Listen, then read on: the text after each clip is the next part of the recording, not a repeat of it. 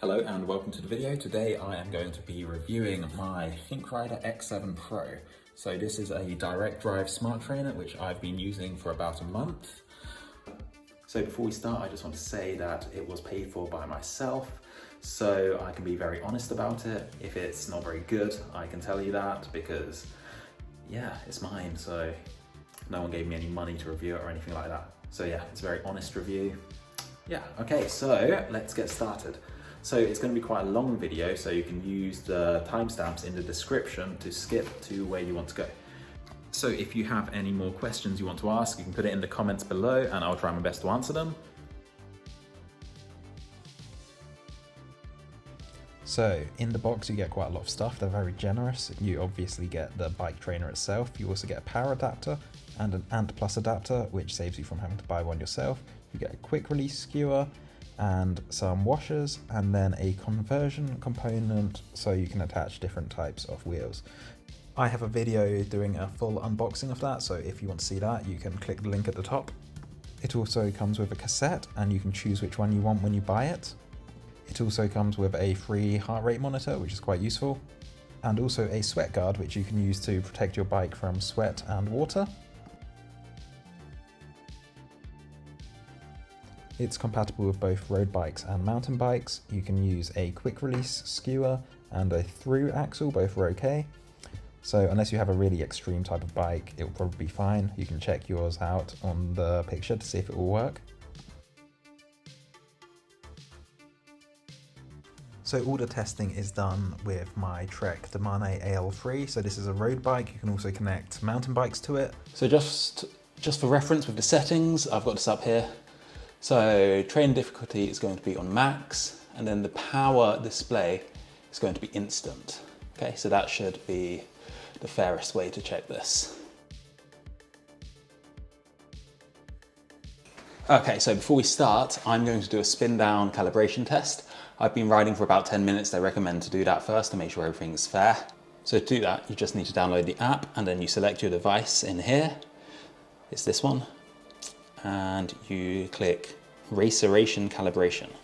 So it should be finding the trainer now using Bluetooth. Okay, so what I need to do now is cycle up to, I think it's 32 kilometers an hour, as says on the app, and then I'm going to have to stop. So I'm going to have to change gear for this. And then I stop, and then it will slow down, and then I need to calibrate it that way. So they recommend you recalibrate every 30 hours or every 30 days, depending which one comes sooner, I guess. So the first thing I'm going to do is a gradient test. So on the package it says it can simulate gradients up to 20%. So that's what we're going to do first. So I'm going to keep it in the lowest gear throughout, and that way I'll be able to feel if the gradient changes. Okay, so for reference, I'm 100 kilograms. So the heavier you are, the less gradient it will be able to simulate. So a lighter person, it needs to produce less force to be able to simulate it, but a heavier person needs to produce more force. So yeah. Okay, we're approaching the base of the hill now. So the plan is I'm going to stick in the lowest gear and see if I can feel the difference. So it says it goes up to 20%. I've chosen a very steep hill, so hopefully I'll be able to feel the differences between the gradients. So this is just a feel test, it's not particularly scientific, so you just have to take my word on it.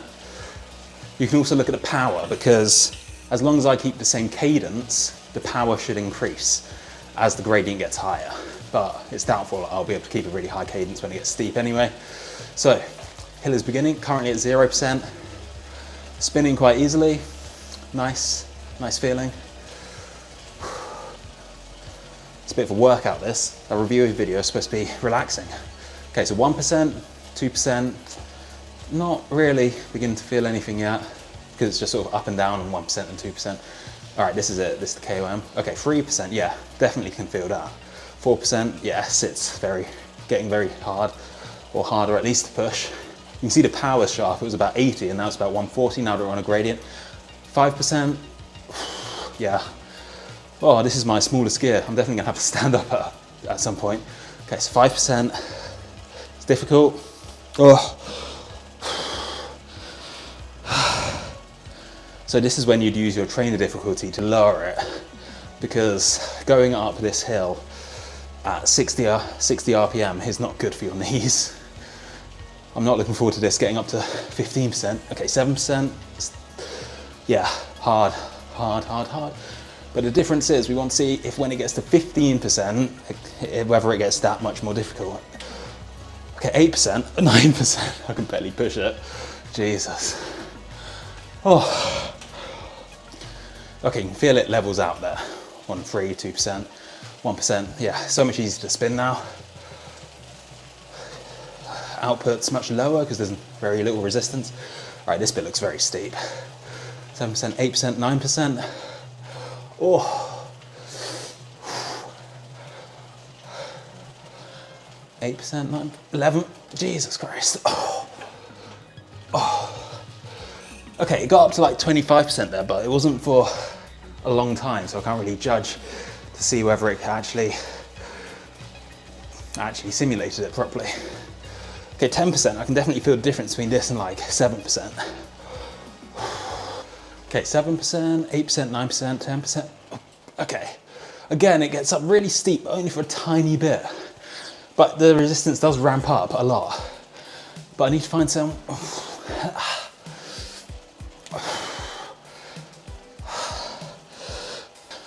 So yeah, in those corners, when the gradient gets to like 25, the resistance gets really, really hard.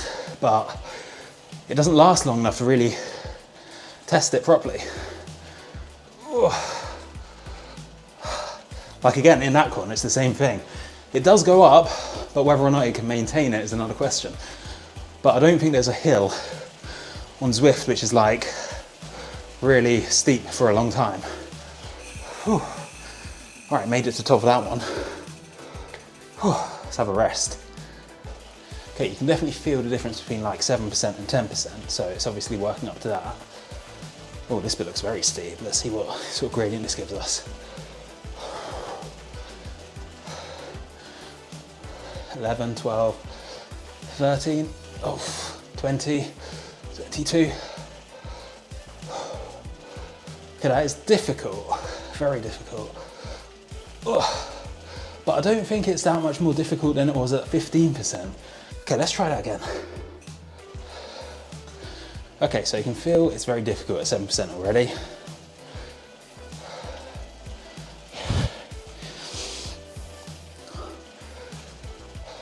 Okay, I'm going to try and maintain about 66 RPM. And if the power goes up, that means you know the resistance is higher. So 9%, 10%, 11%, 12%. You can feel it get more difficult there. But I don't think it gets that much more difficult past like 14%. So I don't think it works up to 20%, really. Oh, maybe it just needs some time, actually, yeah. Oh. Okay, I think maybe up to about 15 or 16% it works. But the hill doesn't last long enough to really judge it properly. So, yeah, I'll happily say it works up to about 15%. But to get more information, you need to have a longer hill at that gradient.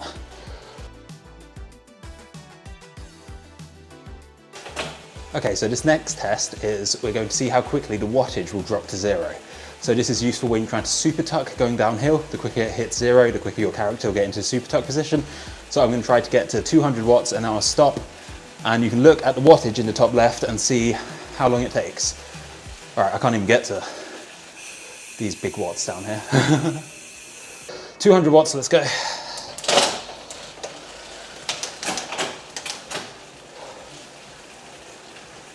Okay, so I'm at about 200 now, so I'm going to give it a countdown. 3, 2, 1, stop.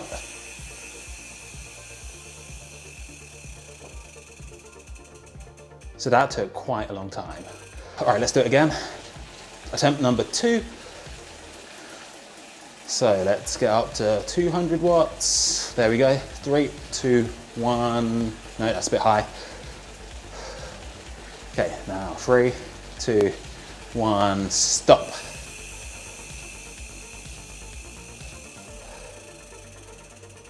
Again, that took quite a long time. So last test. So getting up to 200. keep it steady. There we go. Okay, 3, 2, 1, stop.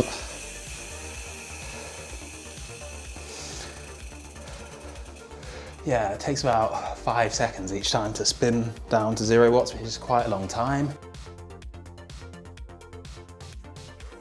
Okay, so next thing we need to test, let's do the noise test. So I'm going to take my mic, which was here, and put it about 1 meter away.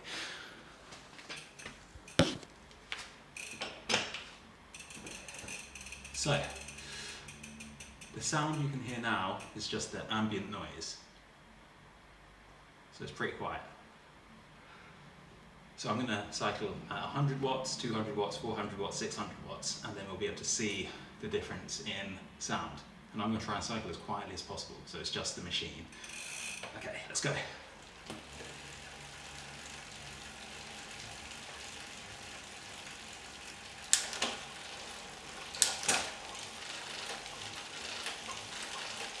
Okay, so that's 100 watts, it's quite loud, that's mainly my bike chain. Okay, 200 watts.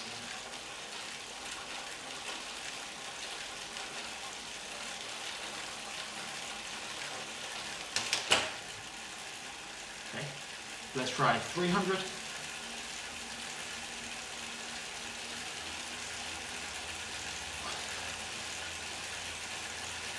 Okay, 400.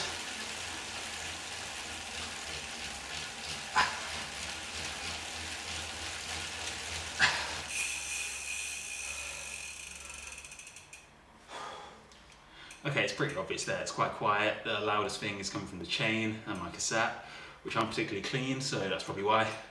So yeah, very quiet, it's good.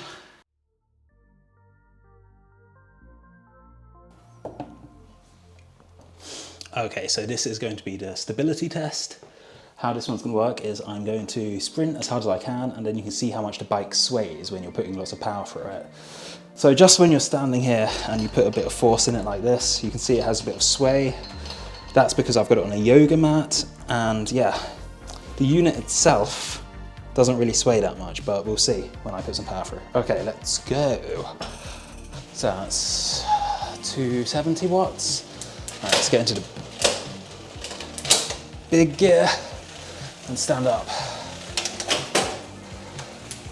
So I'm going to try and sprint, get the gears up.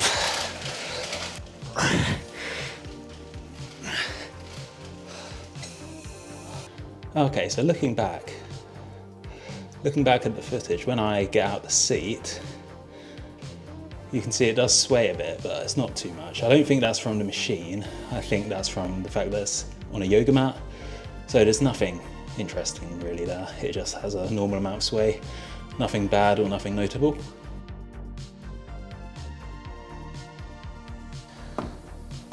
Okay, so just a quick note about the power. It says it goes up to 2,500 watts.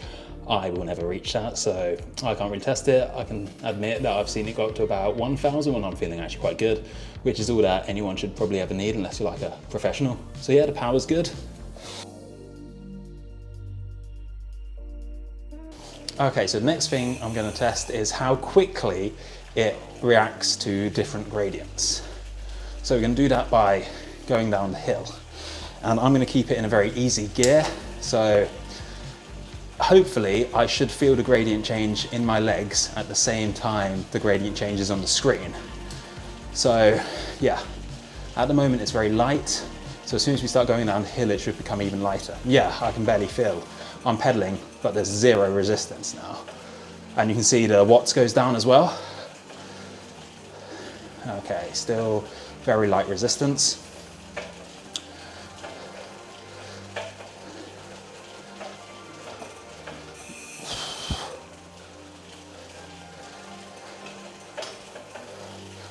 Okay, so now we've hit a bit of uphill. So 1%, yeah, I barely felt that. It's still a -8%. When it levels out, I should feel some resistance straight away. So still no resistance because it's -6. All right, -4, still can't really feel anything. Okay, 0, -1, -2. I'm not feeling any resistance, but the watts has gone up, which does show it has got a bit more resistance. Yeah, definitely. So that didn't really tell us anything. Okay, we're going to try that same thing again, but on the flatter areas. So this time I'm putting a bit more power down. So when the rolling hills start, I'll be able to say when I can feel it and compare it to the gradient in the top right hand corner. Okay, -1%. It's a pretty normal feeling in the legs. All right, here we go. Here's a little incline. So 4%, and now I feel it, yeah. So about a second, I think. But it was a very short one, so let's see what happens on the next one. It did react quite quickly, I think. It was such a short hill that by the time it started, it was over. Okay, so it's -1 at the moment. Let's wait for it to gradient go up, see how long it takes for me to notice it. So it feels same, same, same, same, same, same, same, same, same, same. Now, ooh, yeah. So it does take a while. Okay, so I've come up with a great idea. So I'm going to blindfold myself and then I'm going to ride up the hill.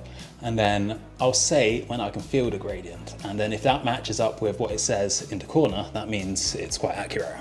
All right, let's go. Ooh. This feels ridiculous. Anyway, I can't feel any gradient changes yet. It feels easy to ride, super easy, no resistance whatsoever. Still nothing. Still nothing. Easy, easy, easy, easy. No, oh, there's a little bit of change. Okay, so now the resistance is going up. It's definitely harder to push. Just a little bit, actually. Okay, still not easy. Getting a bit harder still. Now it's really quite hard. Ooh, okay, that's really hard. That's quite hard. Harder, harder, harder. Now it's leveling off again. And now almost completely leveled off. Yeah, now back to how it was before. Yeah, okay, cool. Okay, so let's test it in ERG mode. So when you're doing a workout and it says what watts you should ride at. 170 watts at 60 RPM. So it wants me to spin slowly. I'm not sure what I'm testing here. So let's skip forward to the next session and see how quickly it changes. Okay, so 105 watts. I'm still spinning at the same speed. Yeah, very quick to adjust. Okay, next one, I'm going to skip forward and it's going to go to 220 watts. Yeah, it happens straight away. No problem with this.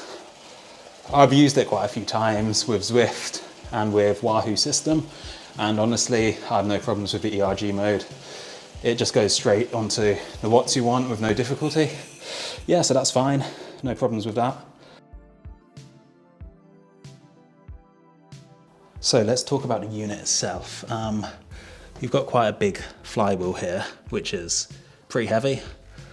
And you've got two lights. So one says Ant Plus, the other says Bluetooth, so you know what you're connected to. It's got some really big legs, so it's pretty stable when you're using it. I've had no problems with the wobble. And this bit here, you've got a carrying handle. This is quite useful just for moving around. It's very heavy, about 20 kilograms. It's difficult to move around, but having this handle makes it much easier.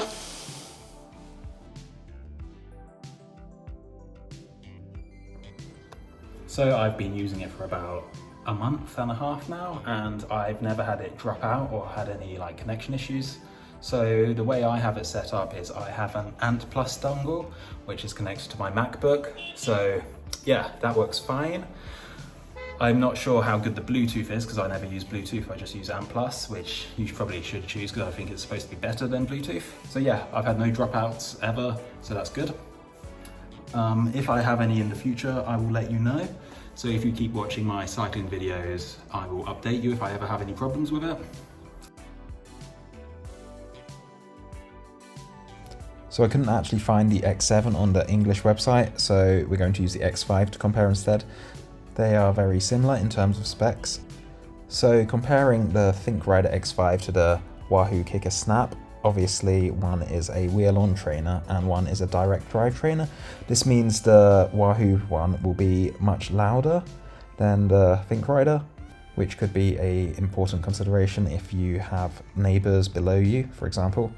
It's also more difficult to get an accurate power reading because you've got to make sure your tire is always inflated to the same pressure, whereas on a direct drive trainer you don't have problems like that.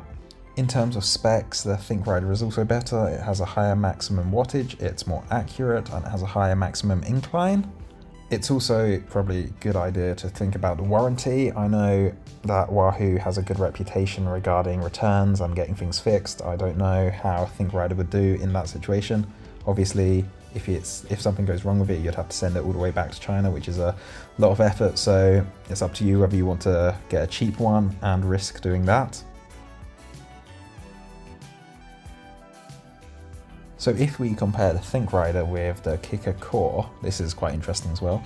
So in terms of pure specs, they are very similar. They're pretty much the same, to be honest. So the main thing here is, do you want to save yourself £300? Because if you get the Thinkrider, it'll probably be more difficult if you have a problem. Like, the customer support probably isn't as good. I haven't had any problems with mine, but if you do have a problem, then you'd have to send it all the way back to China, which again is a big deal. Whereas if you get a Wahoo one, they will have people in England or America where you can send it to. So really it's a question about whether you want to save money or have the peace of mind of being able to get a quick and easy return or replacement. But yeah, overall I'm pretty happy. Would I recommend it? That is quite difficult because where I live in China, it is much cheaper. So in my situation, it works out much cheaper than getting a Wahoo one or a Garmin one. So in my situation, if you live in China, I would recommend it. But if you live in, I don't know, England or America, obviously it will cost more to ship it out there. So you've got to decide whether saving a bit of money is worth it, because if you have to take it back, obviously that's a lot of hassle having to post it around the world.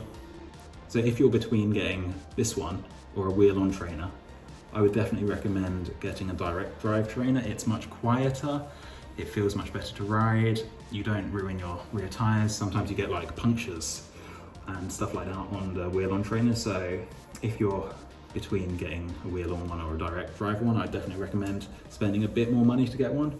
To get a direct drive trainer, that is. So that's the end of the video. Thank you for watching. If you liked it, you can subscribe and that would be excellent. Thank you very much. I hope everyone's doing well and I will see you next time.